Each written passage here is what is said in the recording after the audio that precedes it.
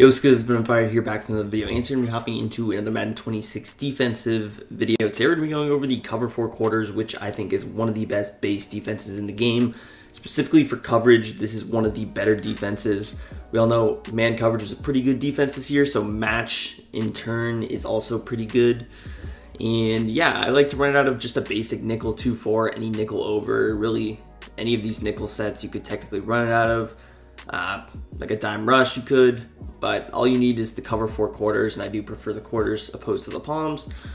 And yeah, I'm in Giants playbook with this 2-4. It's in a lot of different playbooks. If you guys are new to the channel, please hit that like button, subscribe to the channel down below. We're on the road to 25k subs. About 70% of those that watch my videos are not subscribed. So if we get that number to about 50%, that would be super awesome. Make sure you guys check out the website. We'll have all ebooks posted there, and let me know what ebooks you want to see for Madden, because I'm definitely looking to start with those. Maybe Eagles, maybe Washington. We'll see. But yeah, cover 4 quarters. Some pretty self-explanatory stuff is get your good pass rushers. With the Giants here, we got a lot of dangerous pass rush, really good defensive line. You can also get safeties at linebackers. So if you're playing Ultimate Team, you get some more athletic players on the field, specifically to user. I run auto flip on. Everything else I'm just going to leave at default for now. Certain situations you may want to adjust it, but we will leave it on default. And yeah, let's start out with like a bunch tight end look. So immediately, this play is going to be pretty solid stock. Usually what I try to do is just like kind of pinch my D-line. I like to pinch the linebackers because these players are technically considered linebackers. For whatever reason, they don't like quick adjust as linebackers, but they actually move when you pinch the linebackers instead of the D-line, weirdly enough.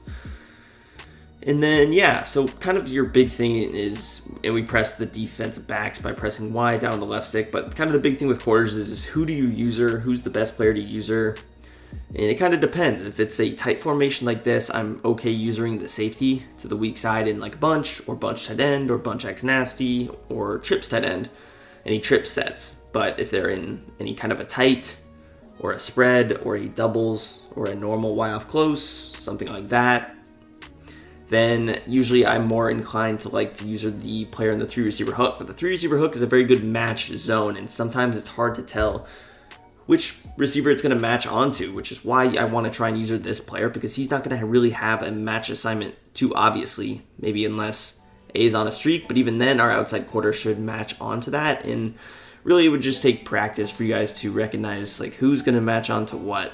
Like here, I didn't even necessarily have a concrete assignment. I could just help out. And what I mean by that is our tight end is going to be taken by this outside quarter. He's defended, and he's defended well.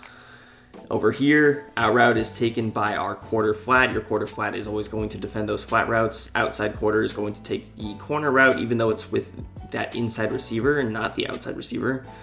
And then we have another quarter flat over here with number 54. He's going to take Breece Hall out of the backfield. That was kind of a weird route. Normally, if it was like a running back flat, or number 24 rather, he would be there. And that leaves me with no clean, kind of obvious adjustment. And that is why against like bunch tight end or trips, you can defend this or user this player. If it was doubles, I would have more of an assignment, because if there's 3 receivers on a side, the safety is going to have to do something. Like if there's a streak and then a backside post and then maybe a little corner out underneath or a crosser or a drag underneath, this player's going to have the assignment of either taking the streak or the post. Normally the post. And so it would be important for you to be paying attention. Especially like even if you see motion, right? So if I see motion, let's say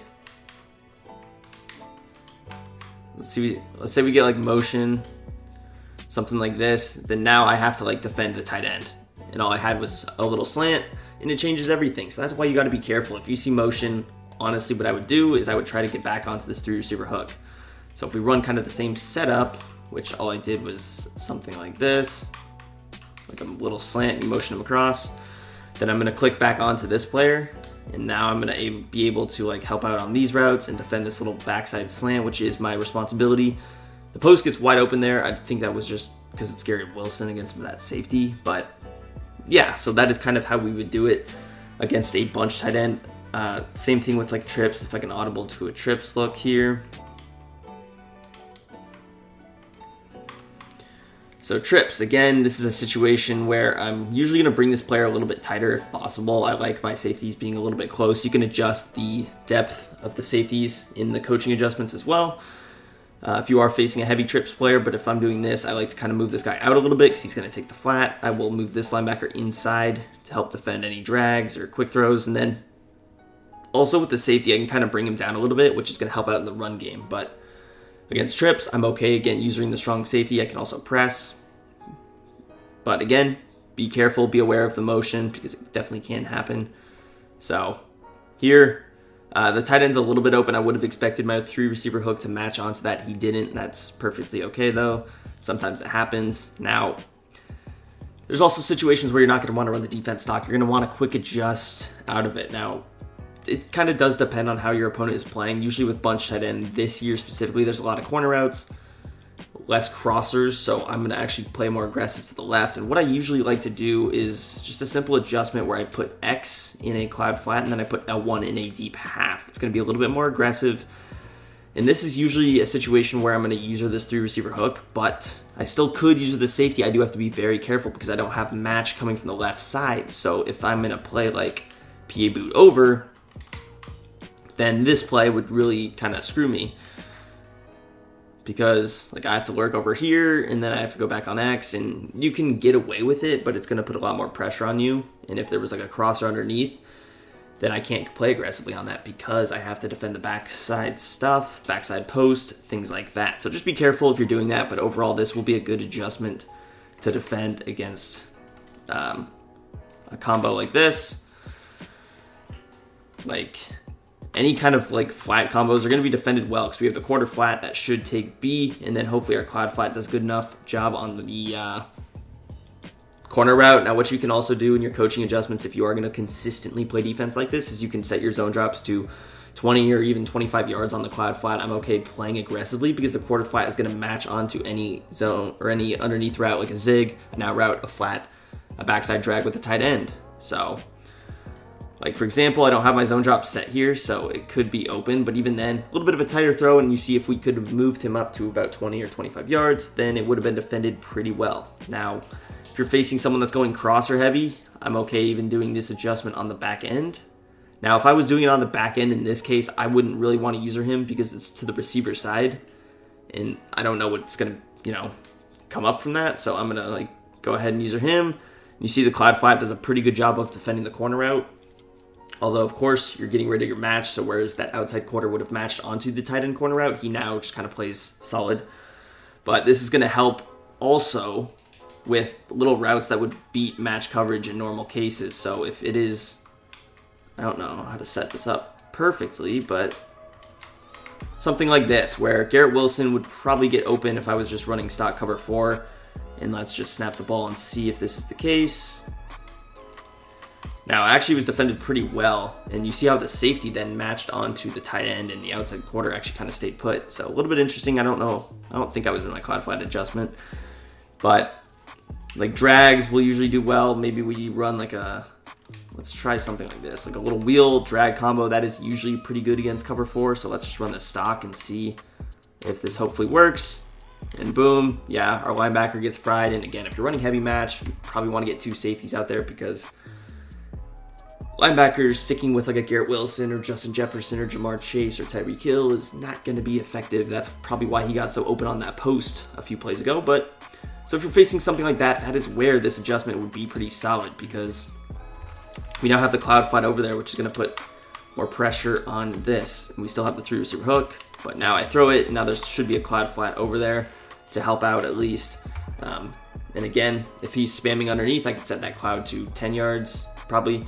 If he's playing over the top, spamming corner routes, we can go 20, 25 yards. It just depends on how he's playing. It depends on the formation that he's in. But let's say we go to kind of a doubles look. And how would you play this against doubles? Now, and even like a tight open, it would be a kind of a more difficult situation. But this is kind of like a doubles normal or a normal Y off close look. So let's say he's running this. Now, again, we have our slot corner over here, which is good. This formation's a little bit weird, but it's fine. So here, It's interesting, but I'm going to usually play my quad flat adjustment over here on the right if I am going to do it. So I'm going to play him over here on the left, or on the right rather. I don't know why I keep confusing that, because there's more people to that side. And obviously we still have our quarter flat combo, so if he tries to go with kind of like a corner concept, whatever the case may be, then we should have it defended pretty well. So boom, and again, it would obviously be beneficial to set your zone drop higher on that side. So I'm usually going to leave my quad flat at like that 25-yard default, and if I want to press, I would usually probably try and back this quad flat off, and the reason for that is I don't want him to just straight up get burned by the corner route. So now that he's back, it's a little bit of a tighter throw, and of course it does still get open because I'm not.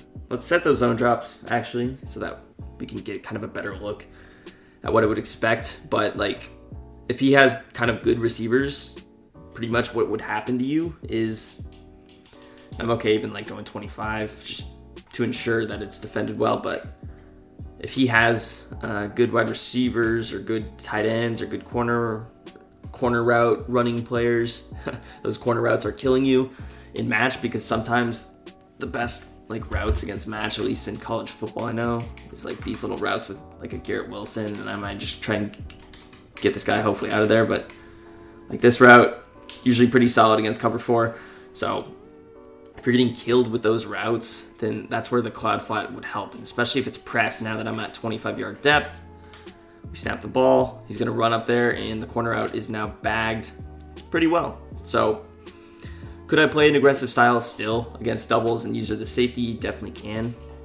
But again, I got to watch like Garrett Wilson on a streak. I got to watch X if he's on a post like this. And this concept would be difficult to defend, right? So, and let's just get better spacing. But like if there's a streak there, I got to watch the streak, and then the posts, nobody's really matching onto it. So that's just where you got to be careful. Now, could you incorporate man coverage into this as well? You definitely can. If I want to just run man coverage on a side, I could, right? So I might do something like this, where everybody's manned up. And I kind of play this, I guess, a little bit more weird, where I just man up B on the tight end, and then I man up the safety on the receiver, just because I feel like it matches a little bit better. So you could do this, and then again, I kind of got to watch any crossers over here, but that is a good way to kind of mix it up. But again, you got to be careful with your match principles, because if Y was on a crosser, I would have to run with that, and we may not have anybody else to defend certain routes. So again, I'm usually running this pretty stock, to be honest. You could, but basically what you're doing is creating a kind of a cover 6 look, more or less.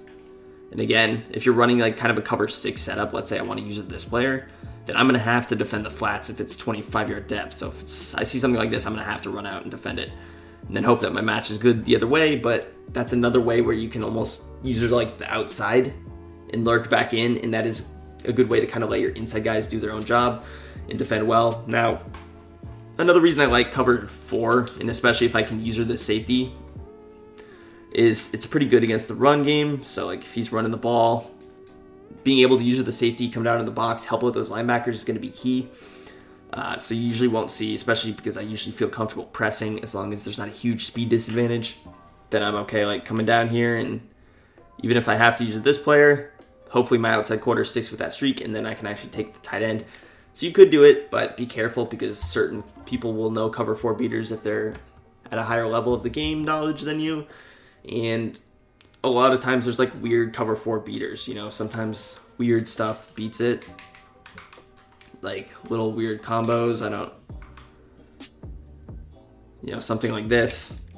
And it varies, but like these little weird combos sometimes can beat cover 4. So you got to be aware and be careful. But for the most part, if you're facing anybody that's lower level, this defense will really confuse them. And again, what a lot of people will do to beat cover 4 is like just try and like run their like mesh spots of the world. And if I want to face that, what I can do is just straight up. And if I don't have my zone drop set, I can also just play a hard flat cover 4. And then I'm going to usually use this player and kind of pretend that they're actually going to play around 5 yards, although they're not. So these drags would be defended well. And then I would have to lurk on the back end. And hopefully you're getting good enough pressure that he doesn't have 10 seconds to throw. So that's going to do it for the video. If you guys enjoyed, hit that like, subscribe to the channel down below. Let me know what you guys want to see next, and peace. I'm out of here.